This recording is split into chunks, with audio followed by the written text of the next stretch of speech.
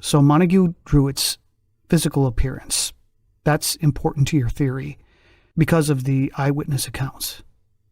Well, as we said, there are a number of witnesses who give different descriptions of the potential murderer of the victims.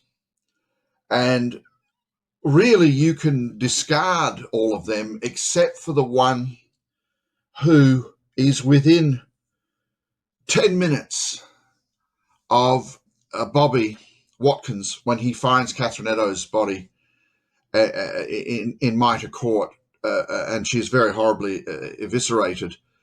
But we think that the commercial traveller and Jewish immigrant Joseph Lawende, he had a good look at this man chatting to a woman we believe to be Catherine Eddowes, and his description is of her last client, and it's a description that perfectly matches photographs of Montague Druitt, a man of medium size, a man with a fair moustache.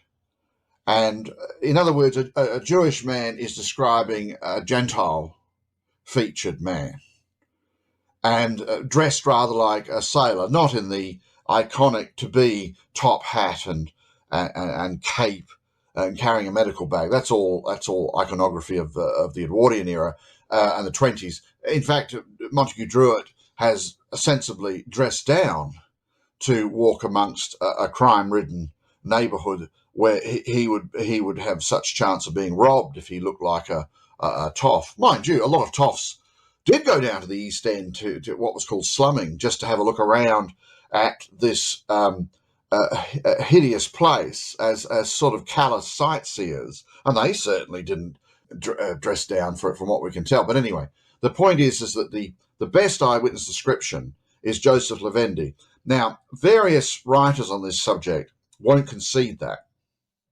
because the whole default position of ripperology is you can have any suspect you like except Druitt, because if it's Druitt, then and his name has been known since 1965 to the public, it's almost like we've wasted decades of our life pursuing red herrings and false leads. I would disagree with that. All research is valuable. It's a bit like, we would argue, it's rather like the assassination of President John F. Kennedy.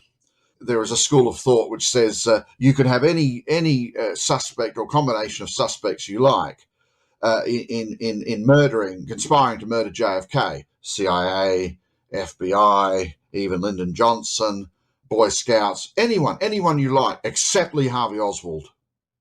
You know, there's this whole very aggressive conspiracy industry which says Lee Harvey Oswald was a government agent who was framed for the assassination, and we regard this as frankly ludicrous, based on the open and shut evidence that he was the murderer of President Kennedy in Dealey Plaza.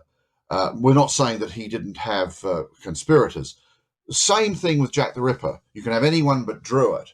And so even though the best witness describes a man who looks just like Druitt, and that particular witness, you see, that witness, Joseph Lawende, was used to confront later Ripper suspects, Tom Sadler and William Grant, who are both Gentiles and both sailors, real sailors, shows you how much the Scotland Yard put their stock in that witness above anybody else. And in fact, from what we can tell from a newspaper report in 1895, Lawende affirmed to the suspect, William Grant, who was caught in the act of attempting to assault, probably murder, a poor defenceless woman driven into prostitution in Whitechapel, Alice Graham, who survived.